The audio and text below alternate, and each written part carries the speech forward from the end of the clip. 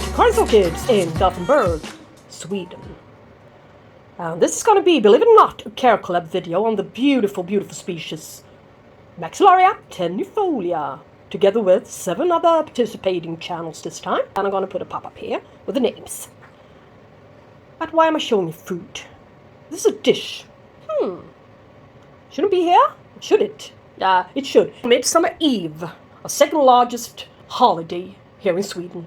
It's for celebrating the summer solstice and celebrating the John the Baptist as well. So on this dish has to be fresh potatoes, some chopped red onions, yeah, and some sour cream and pickled herring, really spicy herring. And there's one component missing. It's the chives. Should be a little bit of chopped chives as well. And as for dessert, some strawberries with some whipped cream. And a snaps, of course. It's a 40% alcohol, spicy one, transparent alcohol drink. Which should be on the side here with some beer. Yeah, so that was it. But anyway, let's talk about the gorgeous, gorgeous little orchid, which I'm going to show to you right now. Follow me. Yeah, it's outside this time. It's on a balcony. Well, sun just set. So I have a southeast facing window here, southeast facing balcony, where I keep all my orchids, which I do believe are a little bit too large to keep inside. And well, they've been out before during the summer period, a couple of months from June, middle of June to late August, some of them even longer. And they like it, they enjoy it. So why not just create a little bit more space inside and put these guys outside. And here you can see a few dendrobiums, which refuses to bloom for me. So I just figured, why not put them outside on the balcony for this season, just to try it out. And of course, the Angraecum Bosseriae Tamsescabidali. Yeah, Bosseriae is called, to enable it to bloom in November. And a few other ones to get them into bloom. Yeah, but anyway, here she sits. Yeah, let's remove the little watering can, shall we? Yeah, let's look at her. Yeah, and here's the dog. He wants to participate as well, but no, not this time. It's only gonna lick my face. And look at her. It's a well-grown plant, this one. So she's now inside my kitchen, and I just wanted to show you the real height of her. How tall she really is in comparison to a regular sized coffee cup. Down there on the tree. She measures really about 25 inches, which is about 64 centimeters. But if I strain the leaves out a bit more, like this, they will measure about 74 centimeters, so even taller. Alright, let's see if I can measure her for you, so you can see for yourself, so do not think that I'm lying to you. That would be a pity, because I'm not. Yeah, it depends, it really depends on how you measure her. Up here, it is really 24, 25 inches. And you can see the leaves there.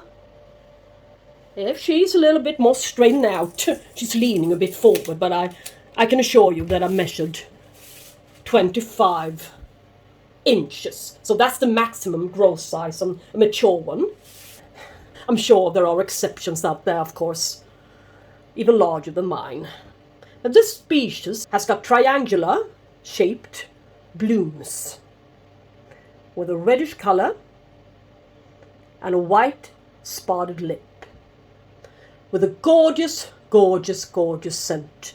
Out of this world. I felt it myself. It's the most wonderful coconut scent. She's also called the coconut orchid or coconut pie orchid. She blooms in spring, April, May to June. Normally, she can be grown in any kind of media, but not suggested semi-hydroponics out there, preferably not solid sphagnum moss. Why is that so? Yeah, it will retain far too much moisture. And this one likes to be drying out a bit more during winter period. Not far too much though, so her pseudobulbs will shrivel up too severely. So yeah, you have to be a little bit careful, but just reduce the fertilizer and skip watering every now and then. I think that will be enough, depending on in what kind of medium she's sitting in. So, as I said, she's sitting in semi-hydro, with a little wick hanging underneath her. But where are the roots? Yeah, can you see any green roots?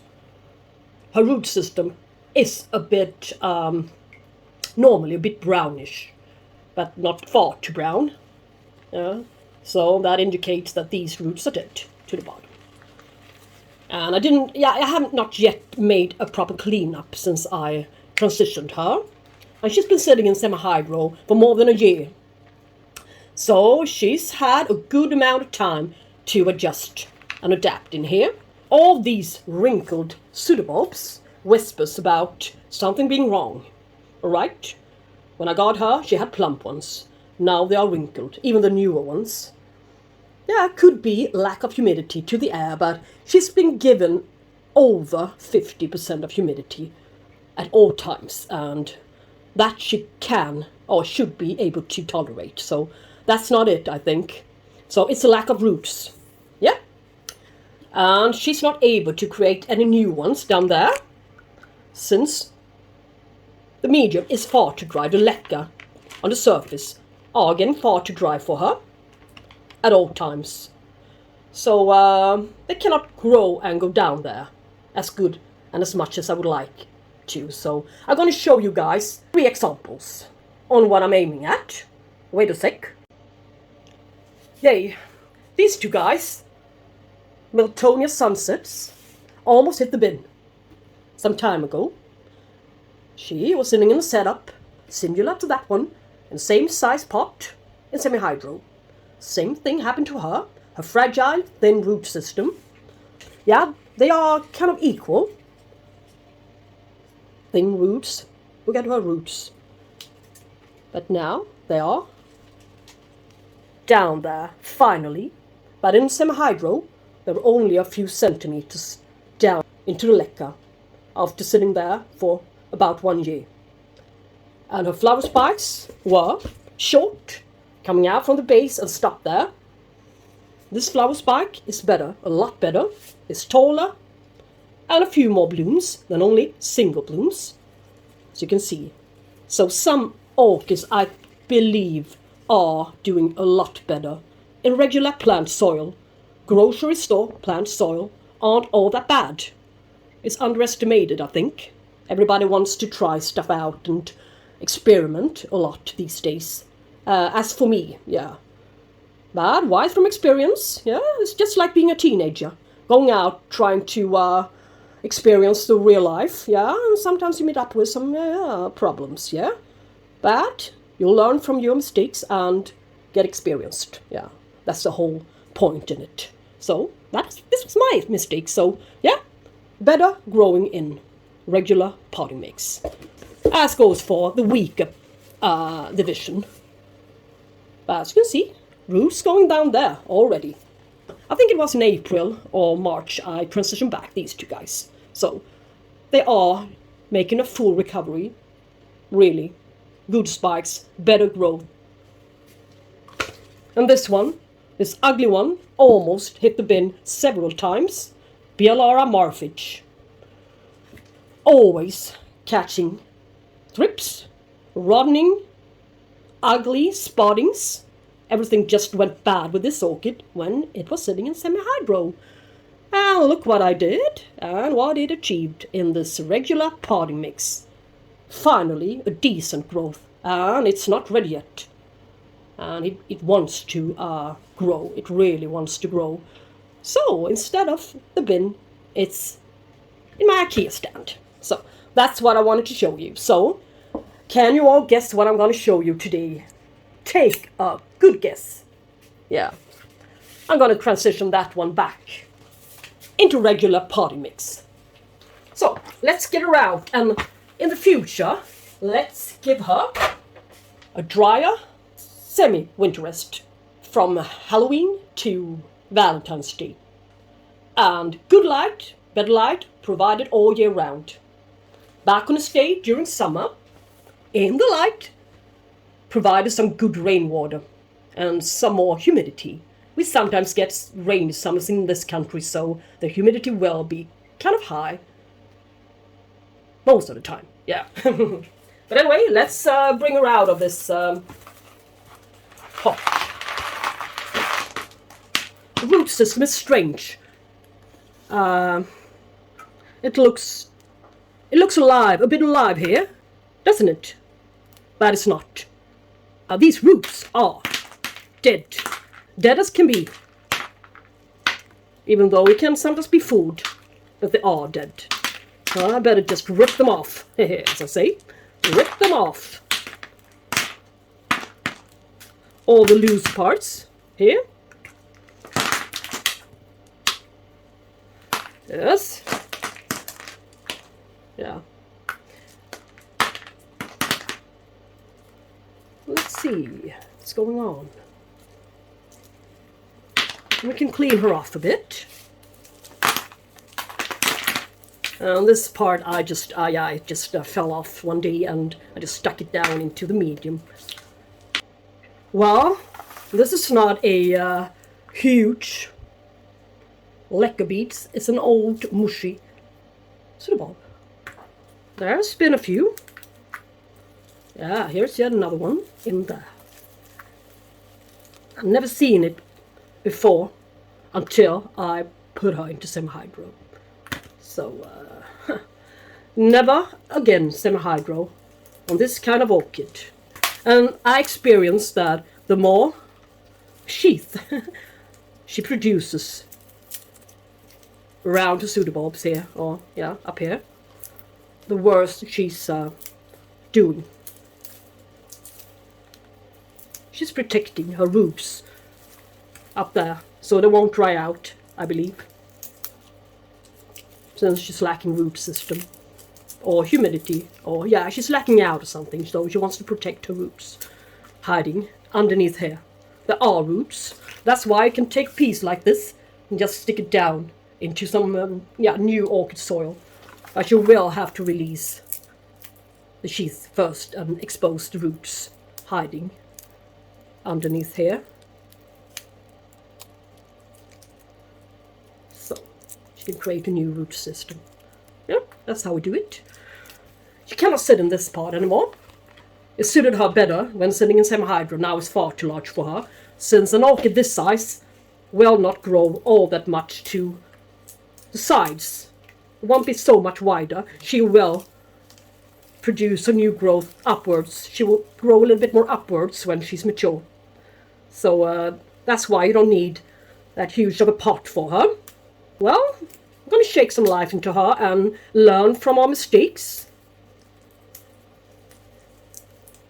On certain orchids, it's not suitable really in this kind of condition as growing on a windowsill in the northern hemisphere to keep them in semi-hydro. So I'm going to wash the root system and I'm going to find a better pot for her. Yeah, look at the difference in size on the pot I chose now instead of this one. Some of it's old Lucke at the bottom for drainage, but not so much, since her root system will in no time reach the bottom and they will need the moisture. I'm going to use regular orchid potting mix. I'm going to mix it up a little bit, like always, since I love it so much to mix up stuff. Some really chunky pieces and a little bit of peat moss stuff in here. Yep.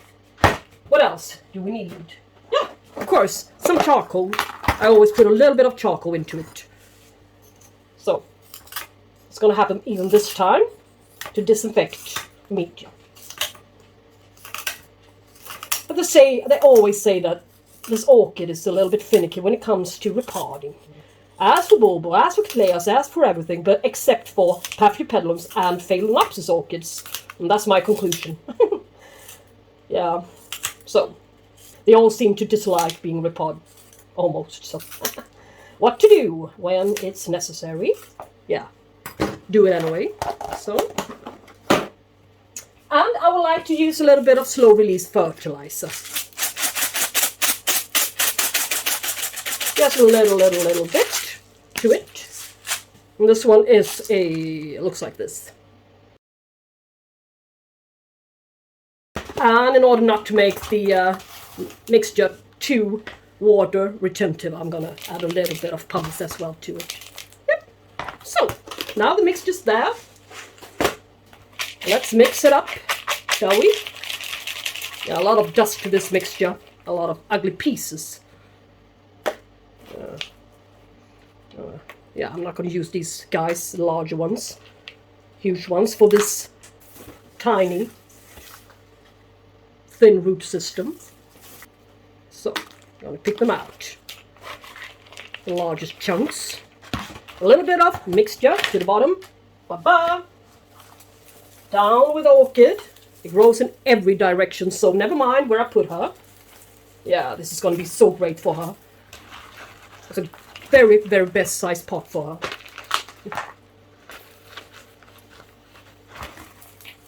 Yeah, and save some space. Yeah, that one I didn't even consider.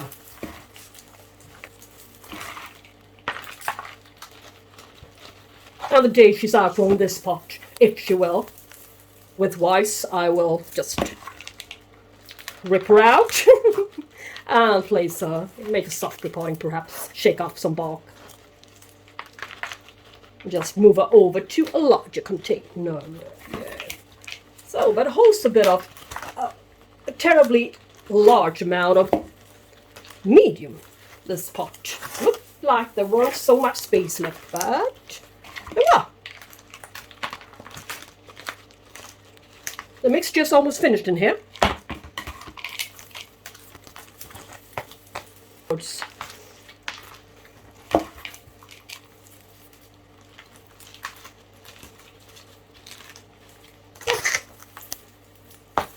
Yeah.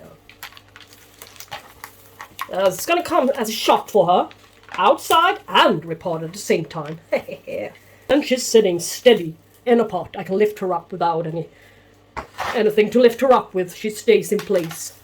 Look, no gaps, nothing really. So now she's going to get a good flush. So I get rid of all the dusty parts from her. And she's also going to be showered. And I'm going to put this little plastic stake to the middle. Works like an anchor in some kind of way. Now I don't even have to do anything with her. Look at her from a distance. She's not even leaning all that much towards one direction anymore. Yeah. This is a gorgeous specimen. I love her so much. And as for fertilizer, when I had her in semi-hydro, I provided about 300 parts per million. I also have a water cleaning system, a charcoal filtration system, shall we say. But, well, it takes away some ugly components to the water, the tap water. It filtrates it kind of good. I cannot see any progress on my orchids since I started to use the filtrated water. No progress at all. To the better. So, but anyway, when filtrated, about 80 to 100 parts per million anyway, and I add 200 parts per million fertilizer. But now I'm not going to be so precise. I'm going to use whatever recommended dose of the fertilizer available for the moment. And as you saw, I added a little bit of slow release fertilizer as well. Yeah. As I said, fertilizing is not key for this orchid. It's light. So here she sits now. And I will not forget to spray her pseudobulbs, so the roots underneath the sheath will be a bit hydrated as well. Yeah. But normally she stays up there where the hibiscus is lurking now. And I usually point this grow-led bulb, 800 lumen, red, blue and white light directly towards her during most part of the morning hours, at least. I don't think it's enough for her, so I will have to move her down and use this lamp for her, and only for her. Yeah, so she gets the amount of light she really requires to get her into bloom. But guys, that will be all. Jump over to the other ones if you haven't already done so, and we shall talk soon, guys. Have a lovely Sunday. Bye-bye.